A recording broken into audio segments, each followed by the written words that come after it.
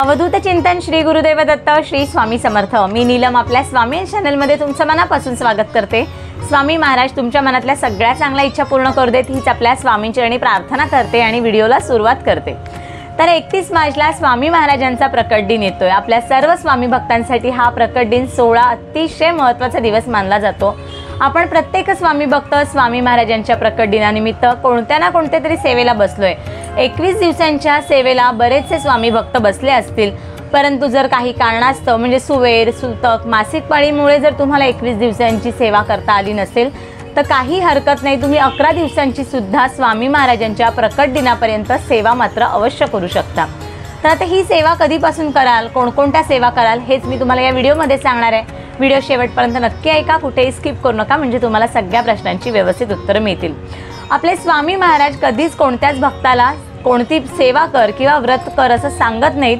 स्वामी फक्त आपल्या भक्तीचे भुकेलेले आहेत। तुम्ही निर्मळ मनाने केलेली कोणतीही सेवा किंवा स्वामींचे नाव जरी घेतलं तरी ती सेवा स्वामींपर्यंत पोहोचतच असते। परंतु स्वामी महाराजांचा जर प्रकट दिन येतोय तर स्वामी आपल्या कायम पाठीशी उभे असतात, तर त्यांच्यासाठी एक कृतज्ञता प्रेम व्यक्त करावं म्हणून आपल्याला प्रकट दिनापर्यंत सेवा करायची आहे। कारण हे आत्ताचे जे प्रकट दिनापर्यंत जे दिवस आहेत ते आपल्या सर्व स्वामी भक्तांसाठी खास आहेत। या दिवसांमध्ये जेवढ्या काही स्वामींसाठी आपल्या दत्त महाराजांसाठी सेवा करता येतील त्या अवश्य सेवा करा। सेवा जास्तीत जास्त केल्यामुळे तुमचा सेवेचा बँक बॅलन्स मात्र नक्कीच वाढणार आहे। कारण आपण जेव्हा कोणतीही सेवा करतो, कोणत्याही देवाची असेल आपल्या स्वामींची असेल, ती सेवा मात्र कधीच वाया जात नाही। आणि सेवा केल्यामुळे मुख्य म्हणजे स्वतःमध्ये आणि आपल्या घरामध्ये पॉझिटिव्हिटी येते। आणि जेव्हा तुमच्या स्वतःमध्ये जेव्हा पॉझिटिव्हिटी येते तेव्हा तुमच्या घरातल्या सर्व व्यक्तींमध्ये पॉझिटिव्हिटी येते आणि आपलं घर खूप छान राहतं। आपल्या घरामध्ये काही ना काहीतरी अडचणी असतात, त्रास असतात, मग पैशाच्या अडचणी असतील किंवा लहान मुलं ऐकत नाही आहेत, नवरा व्यवस्थित वागत नाही आहे, बायकोचं नवऱ्याबरोबर व्यवस्थित पटत नाही आहे, किंवा कुंडलीमध्ये काही ग्रहदोषांची काहीतरी विचित्र परिस्थिती निर्माण झाली आहे, कोणतंच काम वेळेवर होत नाही आहे, प्रत्येक कामात निराशा होते, व्यवसाय उद्योगधंद्यांमध्ये खूप हालाकीचे दिवस चाललेत, काहीच चांगलं चालत नाही आहे, सगळीकडे वाईट अंधकार दिसतोय, काही सुचत नाही आहे। तर अशा वेळी स्वामी महाराजांच्या प्रकट दिनापर्यंत एखादी तरी सेवा मात्र तुम्ही अवश्य करून बघा। संकल्पयुक्त सेवा करा, बघा स्वामी महाराज जे तुमच्या नशिबात सुद्धा नाही आहे ते नक्कीच आणून देतील। हा प्रत्येक स्वामी भक्ताला आत्तापर्यंतचा विश्वास आहे आणि याची प्रचितीसुद्धा प्रत्येक स्वामी भक्ताला नक्कीच आली असेल। तर 21 दिवसांची जर सेवेला तुम्हाला बसता आलं नसेल तर 11 दिवसांच्या सेवेला आपण कधीपासून बसू शकतो, तर येणाऱ्या 21 मार्च म्हणजेच शुक्रवारपासून तुम्ही जर सेवेला बसलात तर स्वामी महाराजांच्या प्रकट दिनापर्यंत म्हणजेच 31 मार्चपर्यंत तुमची 11 दिवसांची सेवा इथे पूर्ण होते। आता सेवा कोणकोणत्या करू शकतो? श्री स्वामी चरित्र सारामृत, तर या पोथीचं तुम्ही रोज पारायण करू शकता। या पोथीमध्ये 21 अध्याय दिलेले असतात। 1 ते 21 अध्याय जर तुम्ही एकाच दिवशी वाचाल तर तुमचं एक पारायण पूर्ण होतं। अशा प्रकारे 31 मार्चपर्यंत तुम्ही याची 11 पारायणं पूर्ण करू शकता। रोज 21 अध्याय एकाच दिवशी वाचणं म्हणजे एक पारायण। अशा प्रकारे 31 मार्च म्हणजेच स्वामी महाराजांच्या प्रकट दिनापर्यंत तुम्हाला 11 पारायण इथे पूर्ण करायचे आहेत। त्याचबरोबर श्री स्वामी समर्थ या षडाक्षरी मंत्राच्या 11 माळ जप करायचा आहे। 11 माळ जर तुम्हाला नाहीच शक्य होत असेल तर किमान 1 माळ तरी अवश्य करा, फक्त ती मनापासून केली पाहिजे। त्याचबरोबरीनं तारक मंत्राचं सुद्धा तुम्ही 11 वेळा किंवा नाहीच जमलं तर 1 वेळा तरी रोज किमान पठण केलं पाहिजे। या 3 ज्या सेवा आहेत त्या स्वामी महाराजांच्या प्रकट दिनापर्यंत अवश्य करा। अतिशय प्रभावी अशा या 3 सेवा मानल्या जातात। जर तुम्हाला काही कारणास्तव सेवा जमत नसतील, आपण प्रापंचिक माणसं आहोत, आपल्यावरती खूप जबाबदाऱ्या असतात, नोकरी सांभाळून घर सांभाळून मुलं सांभाळून आपल्याला सगळ्याच सेवा करणं शक्य नसतं, तर अशा वेळी तुम्ही या 3 सेवांमधील किमान एखादी तरी सेवा मात्र अवश्य करून बघा। मग तुम्ही श्री स्वामी चरित्र सारामृताचं पारायण करू शकता, तारक मंत्राचं पठण करू शकता किंवा मग 11 माळ श्री स्वामी समर्थ महाराजांचा जप तरी करू शकता। सगळ्या सेवा तुम्हाला एकाच वेळी जमत नसतील तर थोड्या थोड्या सेवा केल्या तरीही चालेल। सकाळी जर तुम्ही तारक मंत्राचं पठण आणि माळांचा जप केला तर संध्याकाळी तुम्ही श्री स्वामी चरित्र सारामृताची पोथीसुद्धा वाचू शकता। संपूर्ण पोथी वाचायला 1 तास ते सव्वा तास लागतो आणि बाकीची जी सेवा असेल ती करायला 15 मिनिटं लागतात। म्हणजे दिवसातला 1.5 तास आपल्याला स्वामींची सेवा करायला द्यायचा आहे।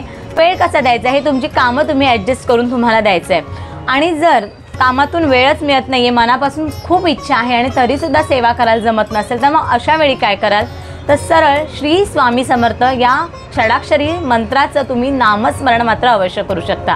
कारण या नामस्मरणाला कोणतंच मर्यादा नाही आहे। कोणत्याच अटी नाही आहेत का नियम नाही आहेत. तुम्ही दिवसभर कुठेही कधीही श्री स्वामी समर्थ या नामाचा जप दिवस रात्र अहोरात्र करू शकता. तर ते जरी केलं तरीही चालेल. सेवा केलीच पाहिजे असं नाही, परंतु आपल्याकडून जास्तीत जास्त स्वामींचं नाव आलं पाहिजे एवढं मात्र लक्षात ठेवा. तर या ज्या सर्व सेवा आहेत त्या आपल्याला संकल्पयुक्त करायचे आहेत. पहिल्याच दिवशी तुम्हाला संकल्प करायचा आहे. आता 21 मार्चला जर तुम्ही सेवेला बसताय ना, तर सकाळी देवपूजा झाल्यानंतर संकल्प करा. उजव्या हातामध्ये पाणी घ्या, थोडेसे तांदूळ घ्या, फूल घ्या, तुमचं नाव सांगा, तुमचं गोत्र सांगा, गोत्र माहीत नसल्यास काश्यप गोत्र सांगा आणि तुमचा संकल्प सांगा की तुम्ही कोणत्या इच्छेसाठी ही सेवा करताय, कधीपासून करताय, कोणती सेवा करताय हे सर्व सांगायचं आणि मग पाणी आपल्याला ताम्हणात सोडून द्यायचं. हे पाणी तुम्ही तुळस सोडून बाकीच्या झाडांना घालू शकता. अशा प्रकारे पहिल्याच दिवशी संकल्प करा. शक्य असल्यास जवळ मठ असेल, केंद्र असेल, दत्त महाराजांचं मंदिर असेल तर तिथे नारळ, फूल आणि खडी साखर ठेवा. तिथे सुद्धा तुम्ही जे संकल्पात सांगितले, तुमची इच्छा, तुम्ही किती दिवसांचा संकल्प करताय, काय संकल्प करताय, कोणती सेवा करताय, सर्व आपल्याला तिथे सुद्धा सांगायचं आहे. नारळ, खडी साखर, फूल तिथेच ठेवायचे आणि घरी यायचे. जर मठात केंद्रात जाणं जमत नसेल तर किमान घरच्या घरी तरी मात्र पहिल्याच दिवशी तुम्हाला संकल्प मात्र अवश्य करायचे आहे. आता ही संकल्पयुक्त सेवा आहे, तर संकल्पयुक्त सेवा आहे म्हणून तुम्हाला 11 दिवस घरामध्ये पूर्णतः मांसाहार आणि मद्यपान मात्र बंद ठेवायचे, अजिबात करायचं नाही आहे. सेवा करणाऱ्याने तर करूच नका, परंतु बाकीच्या लोकांनी सुद्धा नाही खाल्लं तर अतिशय उत्तम. कारण कोणी ही सेवा करणारा माणूस फक्त स्वतःसाठी कधीच सेवा करत नाही, ती सेवा संपूर्ण घरासाठी असते. त्यामुळे 11 दिवस मात्र कडकडीत मांसाहार आणि मद्यपान मात्र बंद राहिलं पाहिजे. त्याचबरोबरीनं गुरुवारची ब्रह्मचर्या अवश्य पालन करा. की या सेवा करताना कोणते नियम अटी नाही आहेत. कांदा लसूण खाऊ शकता, परान्न खाऊ शकता, फक्त मांसाहार आणि मद्यपान मात्र पूर्णतः बंद ठेवायचे. तर ही सेवा तुम्ही येत्या शुक्रवारपासून म्हणजेच 21 मार्चपासून करायला अवश्य सुरुवात करा. जर मासिक पाळी येणार असेल मधल्या पिरियडमध्ये तर ती सेवा तुम्ही तेवढे दिवस स्किप करायची आहे. पुढे पुन्हा पाळीचे दिवस झाल्यानंतर सेवा पुन्हा कंटिन्यू करू शकता. आता तुम्ही सेवेला बसले आणि मासिक पाळी आली तर 5 दिवस तुमची सेवा खंडित होते. मग अशा वेळी काय कराल, ती 5 पारायणं जी आहे ती तुम्हाला ॲडजस्ट करायची. म्हणजे तुम्ही रोज 21 अध्याय वाचताय ना, तर तुमचं एक पारायण पूर्ण होतं. अशा प्रकारे दिवसभरामध्ये तुम्ही 2 पारायण, 3 पारायण सुद्धा करू शकता. जर तुम्हाला तेवढी वेळ मिळत असेल, तुमची बसण्याची कॅपॅसिटी असेल, तुम्हाला शक्य होत असेल तर दिवसातून 2 किंवा 3, 4 जेवढी तुम्हाला पारायणं जमतील तेवढी पारायणं तुम्ही करू शकता. म्हणजे जे तुमचे गॅप गेलेले दिवस आहेत ते त्यामध्ये तुम्ही भरून काढू शकता. कसंही तुम्ही मॅनेज करा, पण स्वामी महाराजांच्या प्रकट दिनापर्यंत तुम्हाला ते पारायण मात्र पूर्ण करायचे, कारण तुम्ही संकल्प केला असाल तर. अशा प्रकारे तुम्हाला 11 पारायणं 11 दिवसांमध्ये पूर्ण करायची. तेवढाही वेळ जर नसेल तर तुम्ही 7 दिवसांच्या, 3 दिवसांच्या किंवा अगदी प्रकट दिनाच्या 1 दिवसाच्या सेवेला सुद्धा बसू शकता. तर या ज्या मी काही तुम्हाला सेवा सांगितल्या त्यातली किमान एखादी तरी सेवा स्वामी महाराजांच्या प्रकट दिनापर्यंत अवश्य करून बघा. जेही काही तुमच्या घरामध्ये त्रास असतील, जेही काही अडचणी असतील त्या थोड्याफार का होईना नक्कीच कमी व्हायला मदत होईल आणि हा अनुभव तुम्ही नक्की घ्याल.